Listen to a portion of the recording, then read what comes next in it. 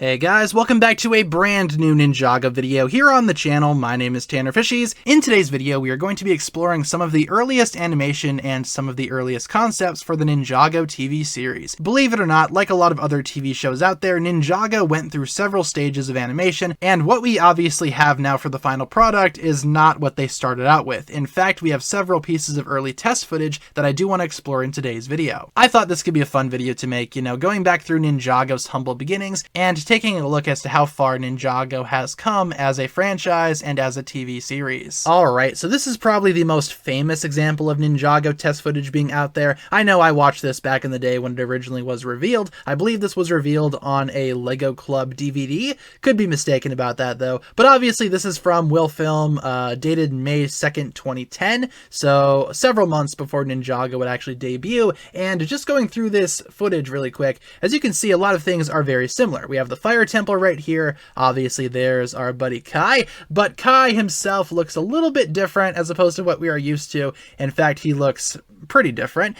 His face is still recognizable though. Same eyebrows, same scar, but obviously the minifigure itself is very blank, very barren. He does not have gloves, just yellow hands. This is very much early test footage right here. And his opponent in this test footage is going to be this Skullkin guy, who appears to be an early rendition of Knuckle.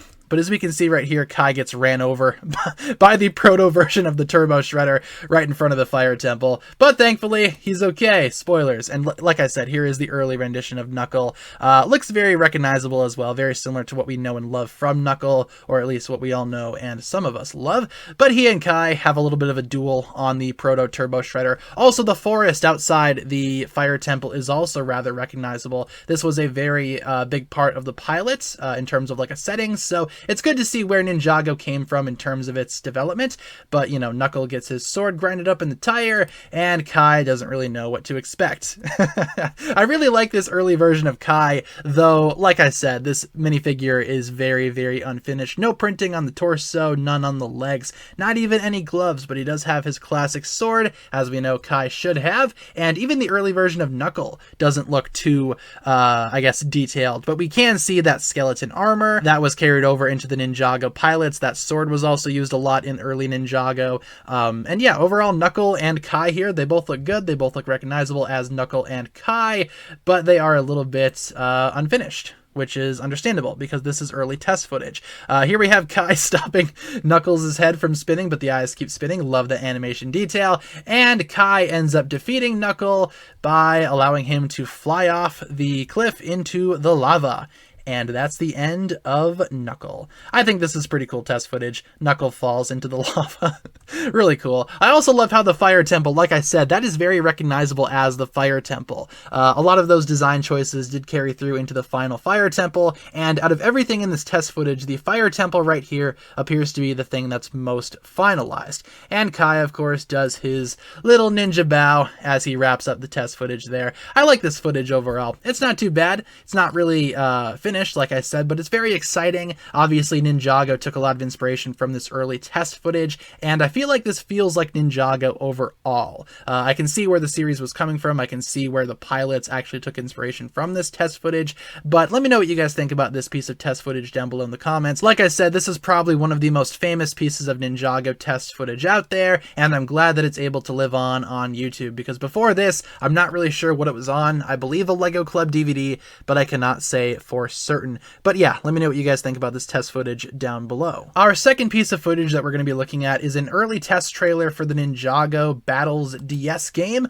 or Lego Battles Ninjago as some know it, and as you can see, this does take a lot of inspiration from the pilots. This is dated a few months after the pilot's debut, but like I said, a lot of early concepts were used for this trailer right here. Cole looks fine. Cole is more or less finalized to what he was in the show. Jay as well is pretty much how we see him in the show, and again, sorry for the poor quality on this one. Not really the best quality out there, but a lot of it is recognizable. For some reason, Zane's outfit is a little bit weird looking. Not exactly what we saw in the show. If anything, this outfit's a little bit better than what we saw in the show, but still, Zane here looks a little bit different. Not really too different than what we saw in the show, but still relatively different in terms of his appearance. And out of everything in this trailer, this is definitely the biggest departure from the show. Not that big of a departure, so we won't spend too much time on it, but still a departure nonetheless. And finally, here we have the Ninjago concept trailer from 2009. Not really sure where this was shown either, but this definitely has the most amount of differences from the actual Ninjago TV series.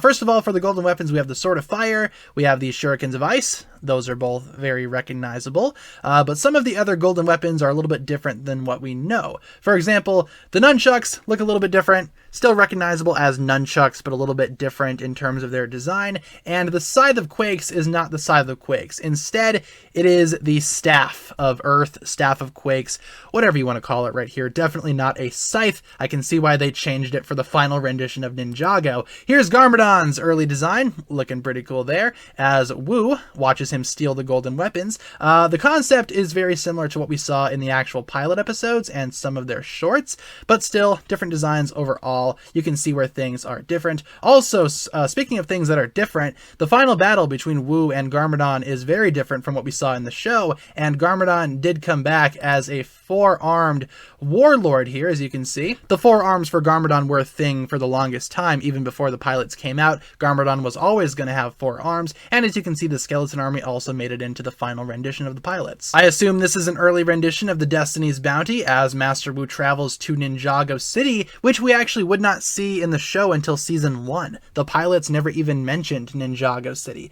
But here we get our ninja. Here we have Kai doing a bit of a dance. Obviously not where Wu ended up finding Kai in the final rendition of Ninjago. Zane is snowboarding. All right, that makes sense. Obviously, these characters had different names at the time, too. But Jay, here we have Jay. He is playing, literally, he's playing Wii Tennis. Look at that, as he unlocks his lightning power. And Cole is actually kind of similar. Wu finds him as he is mountain biking, which in the pilots, as we all know, Wu found Cole when he was rock climbing. So very similar in terms of a concept right there, but also just a tiny bit different. And you can see some of the early designs for the ninja as well. Really happy that these designs were changed. And the ninja would go on to gain their dragons, as we all know, and they would become actual ninja. Fantastic. More or less adopting what the pilots already showed us, with the dragons already here, them trying to find the golden weapons, and attempting to come together to stop the threat of Lord Garmadon. And towards the end of this promotional footage, we do have some actual CGI renders of the ninja with some of their earliest designs. Here we have Zane. You can kind of see how the outfits look there. Very different than what we saw in the actual show. Next up, we have Kai, also looking very different. All of the ninja had the exact same design for the torso. Not sure what that's about, but there was Kai. Next up, we have Cole with the Staff of Quakes, and all of the ninja had the exact same eyebrows as well. Again, this is early concepts, don't need to be too harsh on this, and Jay has his nunchucks looking pretty cool right there. And the original trailer ends with a glimpse at the earliest rendition of Master Wu, which, yeah, he looks interesting. I'm not crazy about that hat, I'm glad they changed that, but that beard though, I kind of like that beard. I think it kind of puts Wu's current beard to shame in a way. And of course, we have ourselves the early Ninjago logo, which in a lot of ways is better than the actual Ninjago logo. I love how this is supposed to be a ninja spinning for the J. That looks cool. But of course, our current Ninjago logo is just as great in my opinion. And I think that'll be the last chunk of concept footage that we take a look at for today's video. I do have a couple of others that I want to look at in future uploads, so stay tuned for that. But in the meantime, that'll pretty much wrap it up for today's look at some of the earliest Ninjago concepts out there. So with that being said, guys, that'll pretty much wrap it up for my thoughts here. Thank you so very much for watching. Leave a comment down below discussing what you think about these early pieces of Ninjago test footage and other footage that we looked at as well. Hopefully you guys found this interesting. I know I sure did. And how do you feel about some of these early pieces of animation? How different do you think the Ninjago series would have been if they kept some of these early decisions? Leave all your thoughts down below. And like I said, hopefully you guys enjoyed today's video. If you guys did, feel free to like and subscribe to all that fun stuff, and I will talk to you guys again really soon. Peace.